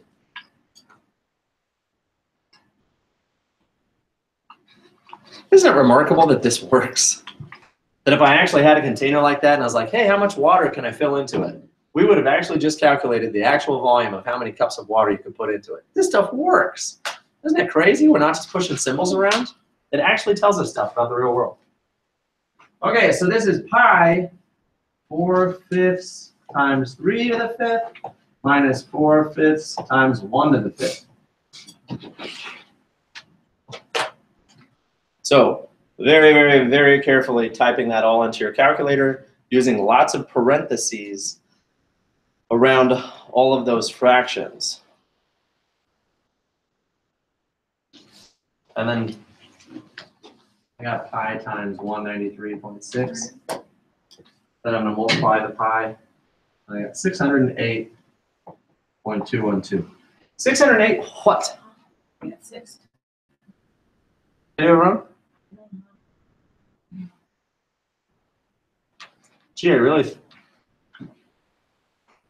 think I got it.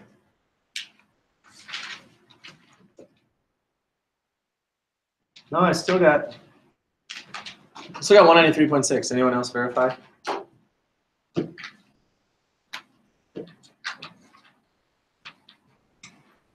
Well, I think that's it. Don't we have the answer key?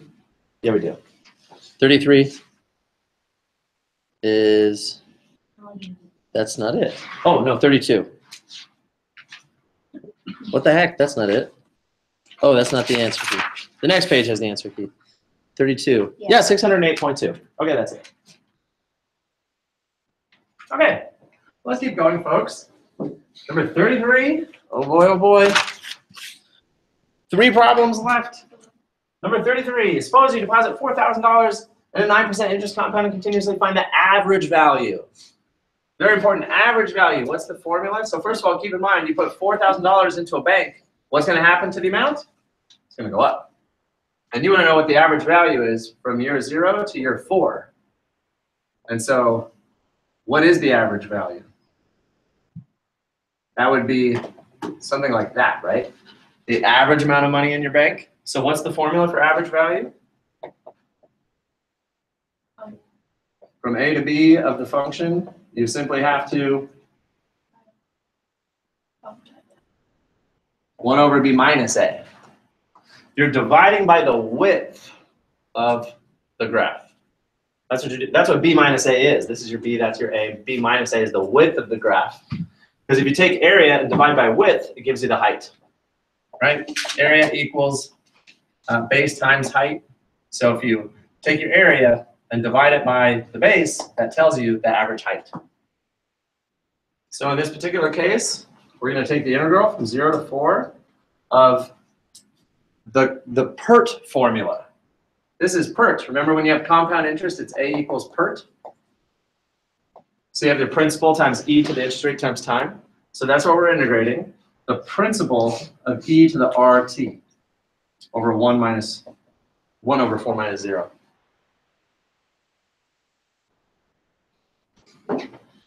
So what values do we put in? The principal is 4,000 e to the 0.09 t dt. And now, great question. How do we integrate again when it's e to the nt? Just divide by the 0.09. So now we have 4,000 divided by 0.09 e to the 0.09 t from 0 to 4. But don't forget, we're multiplying by 1/4 out front.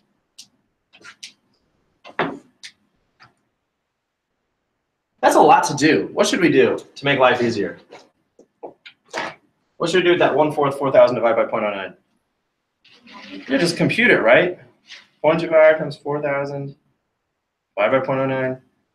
I get 11111.1 repeating e to the 0.09 t from 1 to 4. And that's okay. You can convert all that to a decimal to make life easier. And then you could have 11111.1 repeating of e to the 0.36 minus e to the 0.09. Nope, I changed my lower integration of limit. It's supposed to be 0. Okay, is that correct? When you plug in 4, 0.09 times 4 is 0.36. And when you plug in 0, that's e to the 0. So now you can take the value that you previously had in the calculator and multiply times e to 0.36 minus e to the 0. Of course, what is it, e to 0? Just 1. So my final answer is 4,814.77 cents. Does that answer make sense? Does it make sense that our answer should be in the 4,000s? Yeah. Definitely. We started with our investment at $4,000. And so the average value is going to be in the 4,000. Of course, we could check that by figuring out how much money did we have at the end of 4 years. At the end of 4 years, you can actually evaluate what that total was, 4,000 e to the, 0.09 times 4. The actual amount of money that I had at the end was 5,733. So that makes a lot of sense that the average value is going to be between 4,000 and 5,733. And in fact, the average value is at 4,800. So that's a very reasonable amount.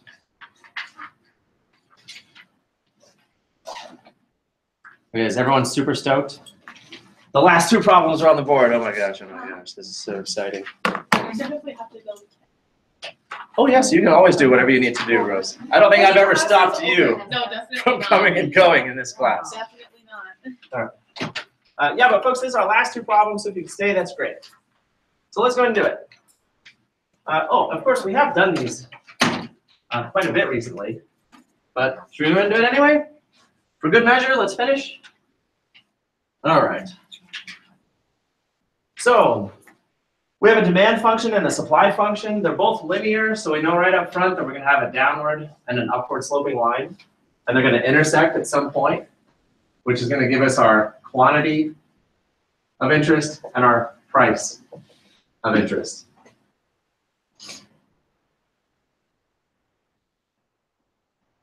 And we'd like to find, in this particular case, the consumer surplus.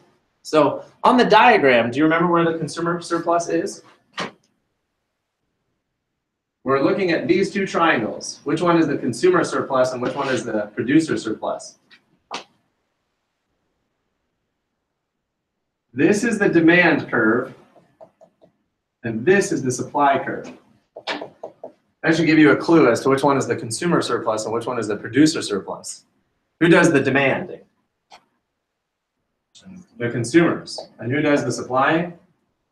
The producers. So that's the consumer surplus and that's the producer surplus. So the consumer surplus was the area under the curve, under the dx curve, but then you have to subtract the whole rectangle at the bottom, which is your P star, Q star. Oh, yeah. So that was the formula for consumer surplus. That's the general concept of what we're doing. So now we actually have to go find all that. Where's our equilibrium quantity? Where do the two lines intersect? Where do these two lines intersect? You set them equal to each other, so 300 minus 0.2x. So then we bring the 0.2x over, that's 0.8x equals 300. Divide off the 0.8. We get something.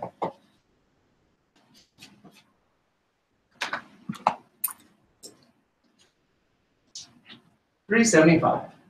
So 375 is the quantity of the equilibrium point. And then how do we find the price of the equilibrium point?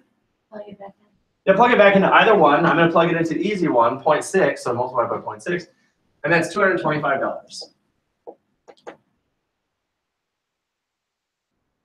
So now we're ready to do our consumer surplus.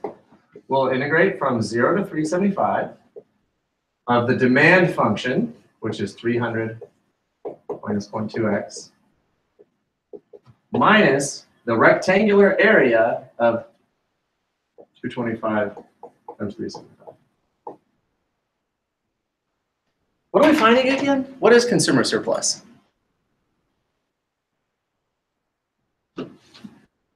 It's the money consumers would have spent. They were willing to spend it, but they didn't have to, and so now that money is still sitting in their pocket. That's consumer surplus.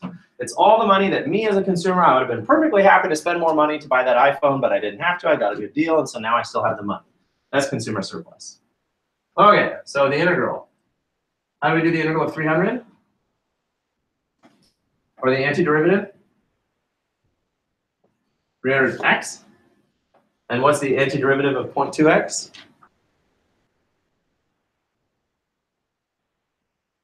Add 1 to the power, which is currently 1, so x squared, and then divide the 0.2 by 2. And we'll evaluate that from 0 to 375. And then afterwards, subtract off that huge rectangle.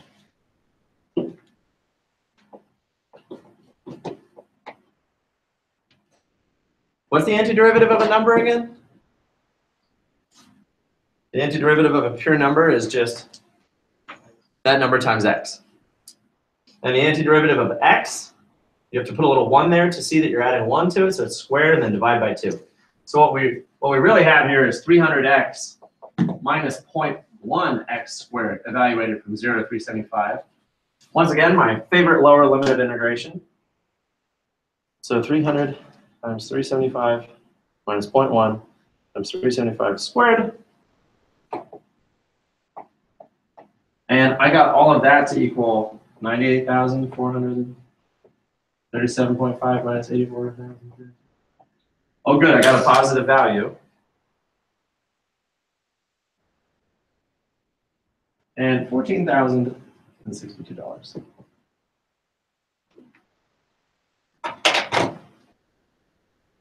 That'd be funny if that was a politician's tax plan. You know the consumer surplus? I'm gonna let you keep it. That's the tax plan. They wanted get- to take more out. You get to keep the money that you already kept. You're like, hey, thanks. I already have that money. You don't have to tell me that I can keep it. Okay. Okay, last one, folks, number 36. Find the accumulated present value. Now, what was the accumulated present value formula? The present value formula was the you're talking about down here? You're talking about present value? Oh, okay. So it is the continuous money stream, which is $8,000 per year, times e to the negative RT dt. Or we still have to plug in all the rest of the information, but that's the general shape. You take your continuous income stream, your continuous income, and you're doing e to the negative RT. Now notice that's very different from A equals PERT. In PERT, you're gaining money over time, so the R value is positive. But in this particular problem, we're talking about the fact that the future value of money, I don't know how to say it, but it's a negative exponent. So future money, that's when you put X plus or minus? Yeah, the present value, we use negative because money, let's say you have $1 right now, that dollar in the future is going to be worth $1.50. So in the future, if you had $1, in the present, that would be worth like 60 cents. So bringing something back to the present does what to the money? It decreases it, which is why it's a negative exponent. Okay, that was a much better explanation. So yeah, present value, we're bringing a future value of money back to the present. So in other words, just look, let's imagine. You're getting $8,000 per year for 8 years. So how much money is that total? If you get $8,000 per year for 8 years, how much money is that? 8,000 times 8? 64,000. So we're looking at $64,000 in the future. Well, what is that in the present? So how much roughly should it be? Less than 64,000. We should end up with maybe 60,000, right? So again, present value, we're bringing it back to the present. That's why the interest rate is negative, because in the present value it's less. So let's go ahead and do it. We're going to integrate from 0 to 8 years, $8,000 of e to the negative, what's the interest rate? 1.18. 1.8, so it's 0.018 TDT.